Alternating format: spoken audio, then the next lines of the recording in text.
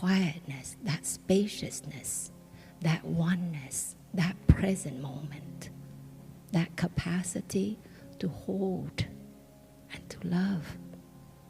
We call ourselves human beings, to simply be.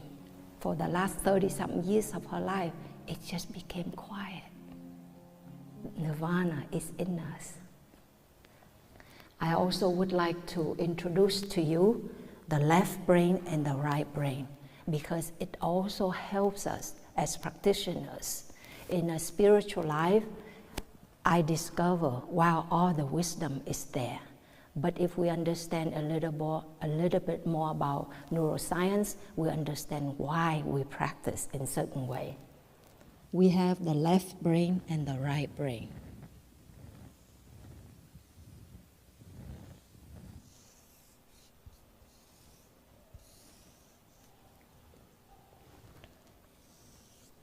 So, standing like this the right brain, this the left brain. With all the grooves.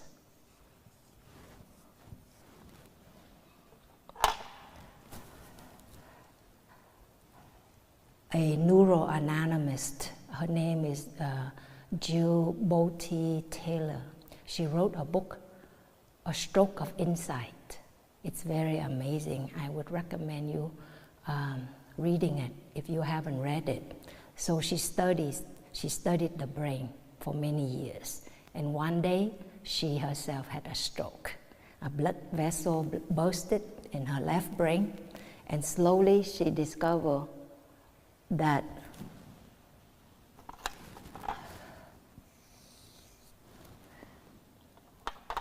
at first she couldn't move, then she couldn't speak because it affected her left brain, which is about language.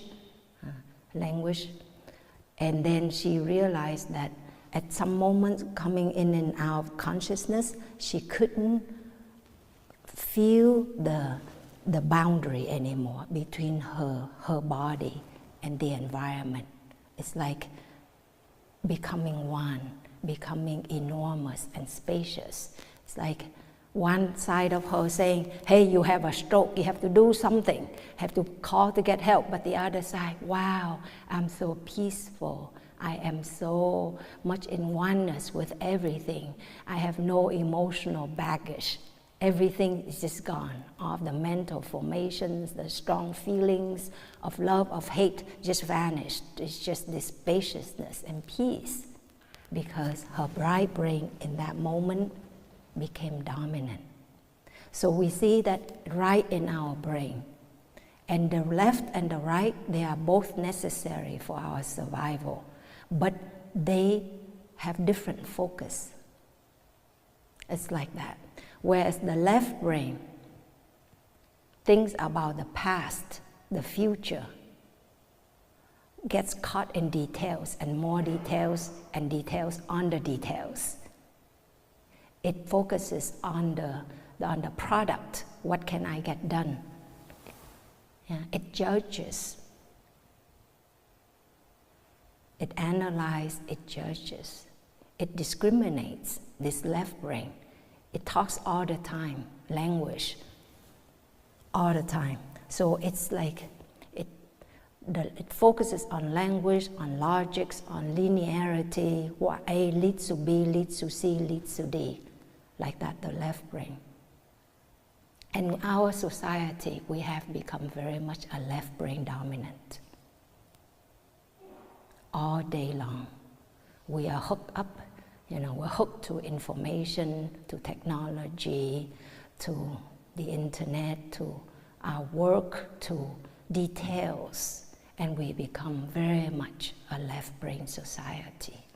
And that's why, inevitably, we water the seed of discrimination and preference, the schism in us, in ourselves, body versus mind, me versus I versus others. While the left brain focuses on details and discrimination and preferences, the right brain actually experiences this quietness. It doesn't use language. So when this neuroanatomist, when she had a stroke, she said she experienced this complete quietude, tranquility. She said that's nirvana, because there was no voice, there was no angst, no sadness, no anger, no dramas. For the last 30-something years of her life, it just became quiet. Nirvana is in us. If we seek the Buddha, it's right in us, in our body, in our capacity. We have it. In the Diamond Sutra, the Buddha also said, if you seek me in forms, if you seek me through sounds, then you are on the wrong path. You cannot find the Tathagata. You cannot touch suchness. And this right brain doesn't rely on signs, on colors, on gender preferences, on social status, educational levels, whatever. It feels spacious, enormous. Everything is in oneness. This right brain experiences the here and the now, the present moment. It's interested in everything that happens without putting it into certain categories or names or labels. It just experiences. The right brain enables us to simply be. And that's why we call ourselves human beings. To simply be. And yet, because as a society, we have allowed ourselves to be so left-brain that we are not human beings anymore. We're human doings, human thinking, human judging, human destroying, not human beings. But we have this capacity inherent in our brain. In every cell of our body, we have a capacity to be, to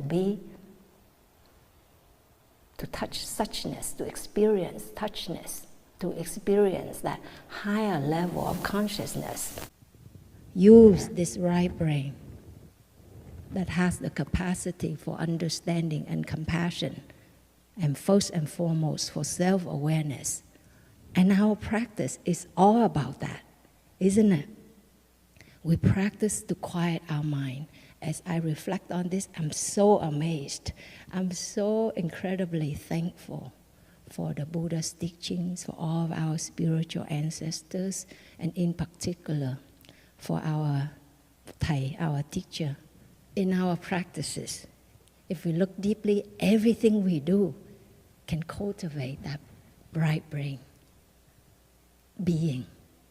Like when we practice noble silence, isn't it quieting the left brain language? And when we pay attention to our breath, to our step, the mind is quiet. We really experience our body. We're in our body. And at the same time, like this morning when we had the guided meditation, there's no breather. There's only the breathing. And we experience that. I mean, in my life, I've gone through many traumas and dramas, but the practice have really saved my life. And I recognize that in my daily life, for the most part, my mind is not busy thinking about the past, about what had happened to me in my life. Even what happened yesterday that was very unpleasant, it doesn't think very much about the past. It also doesn't think much about the future, what will happen to the community through this pandemic, what will happen to us when Thich passes away in 20 years, in 10 years, in a month.